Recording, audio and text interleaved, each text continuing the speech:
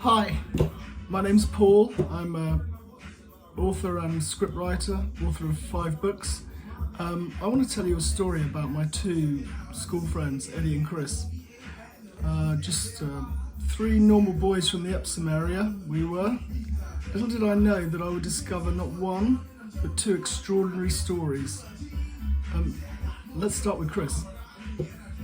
From an early age, Chris was obsessed with a future career in the police. He was smart, streetwise, and the right height and build, but he had flat feet, and was unduly worried this affliction may prevent him joining the force. To this end, I remember he spent considerable time on strengthening exercises to improve his fallen arches. Anyway, let's rewind to 1976.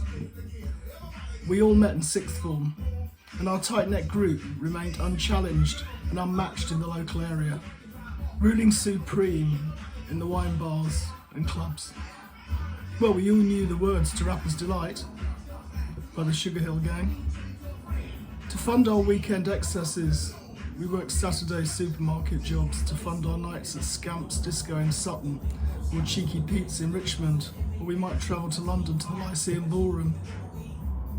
After 6th form, we all went our separate ways, and I never saw Chris or Eddie again.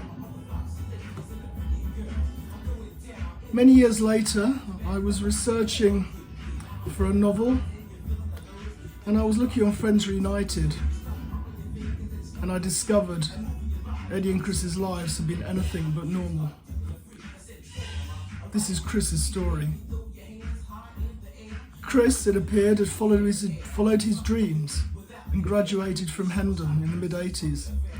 His police career took off, culminating in a position at the South East Regional Crime Squad, where as part of the Groovy Gang, they tackled major drug crime.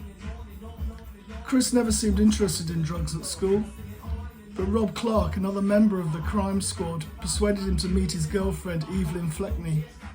She was a drug dealer, and Clark and her had hatched a plan where they would intercept drug shipments and recycle them back to the drug dealers for immense personal profit.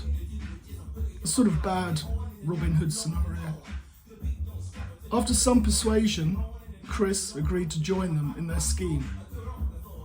In the beginning, the money wasn't the driving force for Chris.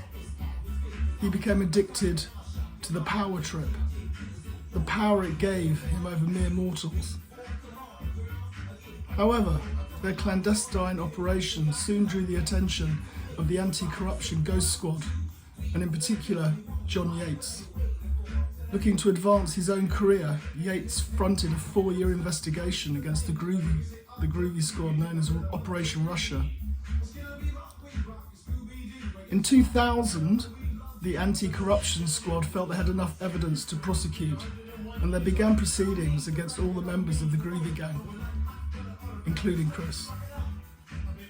They were subsequently all found guilty and convicted of robbing drug dealers and recycling the profits. Chris served 8 years of a 10-year sentence, and Clark 10 of a 12. The sentences were some of the longest handed down by the CPS to serving Met police officers.